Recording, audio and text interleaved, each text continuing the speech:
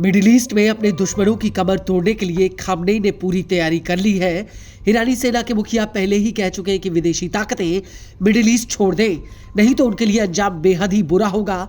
और इसी बीच ईरान की नौसेना लगातार समंदर में ताबड़तोड़ ऐसे ऑपरेशन को अंजाम दे रही है जो पश्चिमी देशों के लिए एक बहुत बड़ा झटका है।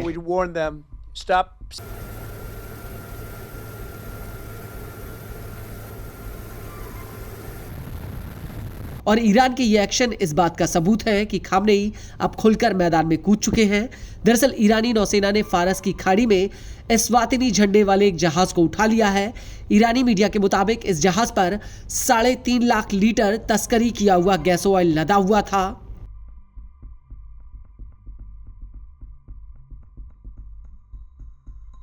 इसको लेकर आईआरजीसी की नेवी सेकंड नवल जोन के कमांडर हैदर होर्नियर मुजर्रद का कहना है कि जहाज को न्यायिक आदेश के तहत हिरासत में लिया गया और तेल को उतारने के लिए जहाज को बुशर तट की तरफ ले जाया गया है। इस जहाज पर 13 क्रू मेंबर भारतीय मूल के हैं, जबकि एक क्रू मेंबर पड़ोसी मुल्क का है।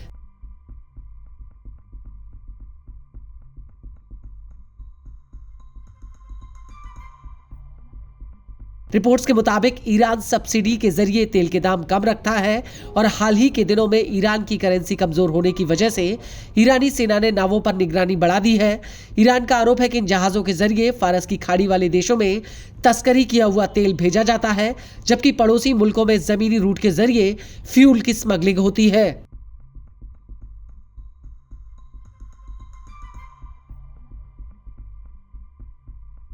हालांकि मौजूदा सीज किया हुआ जहाज किस कंपनी का है, यह शिप आखिरी बार किस बंदरगाह पर रुका था, इसको लेकर कोई जानकारी नहीं दी गई। जहाज से हिरासत में लिए गए क्रू मेंबर का क्या होगा, इसको लेकर भी ईरान ने अभी तक कोई बयान जारी नहीं किया है।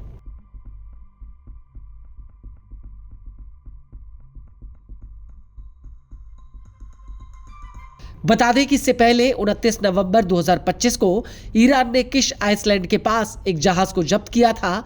इस जहाज पर 80,000 लीटर तस्करी किया हुआ तेल लदे होने का दावा किया गया था। इसको लेकर ईरान के अधिकारियों ने कहा था कि जहाज में तेल तस्करी करने के लिए अतिरिक्त डेक पर टैंकर लगाया गया था। और नवंबर 2025 की शुरुआत में भी ईरानी सेना ने मार्शल आइसलैंड झंडे वाला एक तेल टैंकर पकड़ा था। इस जहाज को ओमान की खाड़ी में माकरन तट के पास हिरासत में लिया गया था। उस वक्त इस ऑयल टैंकर को लेकर एक मैरीटाइम सिक्योरिटी फर्म ने कहा था कि एक जहाज को छोटी नावों द्वारा ईरान की तरफ मोड़ा गया है।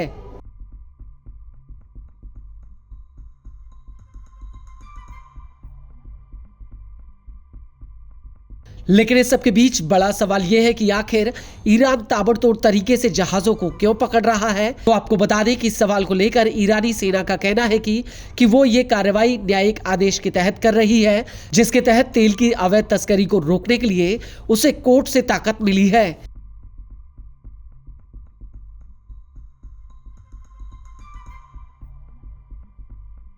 हालांकि पश्चिमी देशों का कहना है कि ईरान क्षेत्रीय और प्रतिबंधों से जुड़े झगड़ों में मैरीटाइम एनफोर्समेंट का फायदा उठा रहा है।